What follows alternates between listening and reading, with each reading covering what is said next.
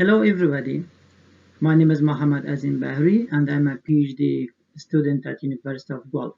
Welcome to my presentation focusing on the impact of growth trajectory on sexual maturation in chickens.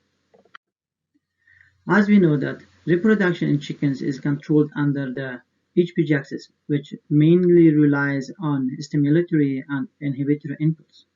It is clear that there are two major factors that affects the egg production in chickens. That could be the photostimulation and metabolic triggers. Let's have a look how it works. Any stimulus that could be photostimulation or metabolic triggers the hypothalamus that secretes the gene RH. This gene RH from the hypothalamus causes the pituitary to release LH and FSH. Then the LH and FSH from the pituitary through the circulation system goes to ovaries and cause the follicle stimulation, follicle maturation and follicle growth. In case of metabolic triggers, body weight and body composition, especially obesity and extreme low body weight, might affect the sexual maturation on chickens. It is studied that diet-induced obesity increases proaptic effects in granulosa cells through altered steroidogenesis, causing a decrease in reproductive capacity in chickens. Birds with lower body weights consume less feed per day, which leads to delay in egg production and produces lighter eggs as well. It is clear that there is a threshold body weight for each strain of the birds. Deviation from this threshold can decrease in efficiency of the egg production. Interestingly, several key players within the HPG axis have been shown to be linked to feed intake and metabolism. For example, it was reported that gene IG stimulates feeding behavior in chickens. And we further found that feed reduction and heat stress stimulates gene expressions. Furthermore, thyroid hormones, which are involved in photoperiodic responses and ovarian function, also control basal metabolic rates. Neuropeptide Y, which is a strong orexigenic neuropeptide, downregulates the activity of the gene RH neuron during the state of negative energy balance through the Y5 and Y1 receptors. We found that heat stress and reduction in food intake stimulates the neuropeptide Y gene expression in chicks. These results suggest that egg production is not only controlled by photostimulation, but metabolic triggers might have a key role on it as well. Unfortunately, although a metabolic set point appears to be required, most observations are based on body weight, and the metabolites and metabolic pathways involved remain to be determined. Maturation method. So we used 1 day old Lohmann white and Lohmann brown chickens. And we reared the chickens under the standard lighting system with no lighting stimulation, normal temperature, which is optimum for the birds, and ad lib feed until 8 weeks of age. At 8 weeks of age, we distributed the chickens in 3 feeding regimes. Ad lib group, which received food all the time, a standard group, which received food according that they are practiced in commercial layer farms, and 20% below the standard. It means that we give the food for the birds 20% less than that they are given in commercial layer farms. Feed was weighed in plastic bags considering the body weight of the birds in standard and restricted groups weekly. Food intake and body weight was recorded every week from 8 weeks of age. From 6 weeks of age to 12 weeks of age, we had blood sampling body weight bi-weekly. From 14 weeks of age to 25 weeks of age, we had blood samplings every week. Brain, hypothalamus, and pituitary, liver, ovary was collected from 14 weeks of age to 25 weeks of age bi-weekly. And we collected these tissues in ordinary and kept at -80 degrees Celsius. During the sampling time, we weighed the liver, the ovary, and the number of the hierarchical follicles as well. In order to further investigate whether the body composition also affects the sexual maturation, we introduced the carcasses into DEXA scanning machine. After euthanizing, the carcasses were kept at 4 degrees Celsius for 24 hours to adjust the core temperature. Then we kept the carcasses at freezer till the DEXA analysis time. Before introducing the carcass, we thawed the carcass, and we introduced the carcass in a uniform position in the DEXA machine. The results from the body weight of the birds indicates that our feeding regime strongly affected the body weight of the birds. As we see on the left side in broken line, it represents the white birds, and the right side represents the brown birds. In both strains, we find that restricted birds had a lower body weight compared to the recommended and as well as the ad-lib birds in both strains. But the differences between the ad-lib group and the recommended birds were higher, significant differences in brown birds compared to the white birds.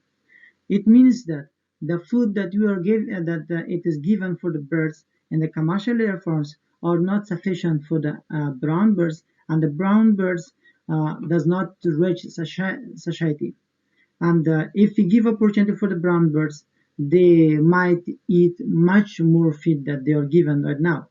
And in the white birds, the feed that they are giving in the commercial air farms is sufficient, and the birds are reaching the satiety level. Our feeding regime strongly affected the egg production as well. As we see here, the egg production was delayed by a couple of weeks in the restricted birds in both strains. And also, the peak of the egg production was also delayed by a couple of weeks in both strains in restricted birds. There was not strong differences between the ad-lib group and as well as the recommended birds in egg production. The estradiol concentration was also affected by our feeding regime. In brown birds, the estradiol concentration followed the egg production data. It means that the estradiol concentration was delayed by a couple of weeks in brown birds and restricted birds, while in the white birds it was not that much strong. But the peak of the estradiol concentration was also delayed by a couple of weeks in restricted birds in both strains. As we see here, the peak of the estradiol concentration started from 20 weeks of age in both strains, while in restricted and recommended and ad-lib groups, the peak shows to be at the 18 weeks of age in both strains. Age at first egg was also affected by our feeding regime. In the left graph here, we find that the birds delayed laying eggs by a couple of weeks in both strains, in restricted birds. But there was no differences between the recommended and the ad-lib group and the white birds. As we find in this chart, we find that there was a strongly and significant difference between ad-lib group and the recommended birds and the brown birds. It is clear that it followed our feeding regime and also the egg production curve as well. Body weight at first egg was also affected by our feeding regime. We find that body weight of the ad-lib birds in both groups were higher compared to the restricted birds as well as compared to the target birds.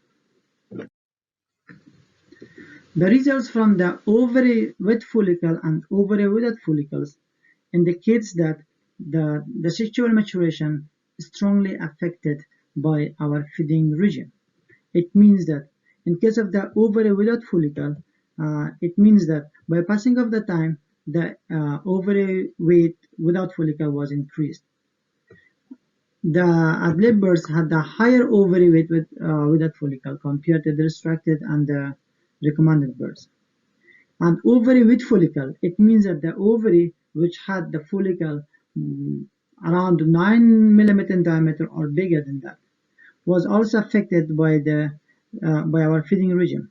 As we see here that from the 18 weeks of age, we find the ovary with follicles. It means that the growth of the follicle became around 9 millimeters from the 18 weeks in recommended and ad-lib groups.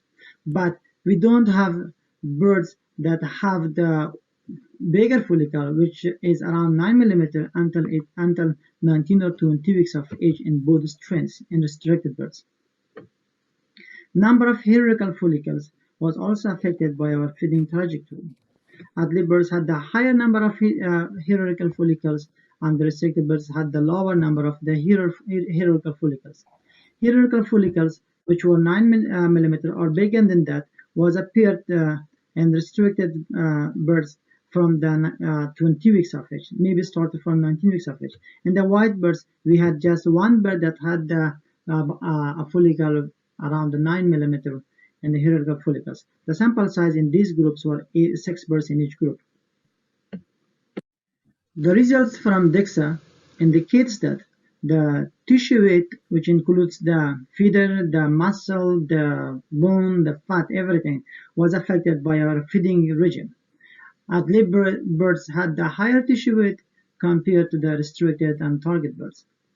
And the fat weight was also following the same strength as the tissue weight in the white birds. Following that, the adlib birds had the higher tissue fat weights compared to the restricted and recommended birds. But the fat weight was not increased until 20 weeks of age in the restricted birds and brown birds. It followed the estradiol concentration as well as the egg production in this group of the birds. And the lean weight, which represents almost the muscle weight of the birds, was also following the tissue weight in general. Adlib birds had the higher tissue lean weight, and the restricted birds had the lower lean weight. It is to say that by passing of the time, these parameters was also increased in both strains. Our finding indicates that feed allocation strongly impacted the body weight and body composition of the chickens in a strain-dependent manner, resulting in differing in sexual maturation and egg production. Whether these effects are mediated through the hypothalamic inputs is under investigation. Thank you very much for your time, and at the end I have a special thank for my team, my lab mates, and my supervisor, Professor Gregory Bedeklat. If you have any questions, I'm here. Thank you very much. Oh, thank you, Mohammad, for sharing our latest data. I don't see any questions, but I'll probably start off with one quick question for you, Mohammad. In our paradigm, we use feed restriction rather than changing the diet composition. What do you think would be potentially the impact of that? So when if you want to change, do you have my voice? I'm not sure. Oh, I can't see you. So yes, if instead of playing with 20% restriction across the board, if we just played with the energy in the ration, for example, leave the calcium the same, leave everything the same, but just play with energy. Actually, whenever you want to change the diet of the food, the diet composition, on that time there might be some other factors. Whenever you want to reduce the energy, we might somehow improve the protein level, or some manipulation for the diet will happen. Then it might have another effects for the growth and the egg production. Therefore, we keep the energy balance, the calcium balance, everything in the food, and we want to change whether the food amount does affect the egg production, the maturation, or the production capacity of the birds, and the time of the longevity, how long these birds are able to produce the eggs in the future. So therefore, we want to keep the same amount, the same diet, and we want to know the effects of the feeding regime on that. If you want to change the diet on that time, it means that there should be another trial for that, for gaining another purpose for that. Yeah, thank you very much, Mohammad. I've got one quick question from Martin. Did you look at signaling molecules from fat tissue? Not yet. As I mentioned, we will go on in the details on that. and that we have the tissue samples, the brain, the hypothalamus, the pituitary, and also the ovaries from different parts of the birds. So we'll go in details to know some signaling molecules, particularly the gene expression, as well as the receptors on that in the brain, the pituitary in the future. That's our future plan. All right, thank you very much, Mohammad.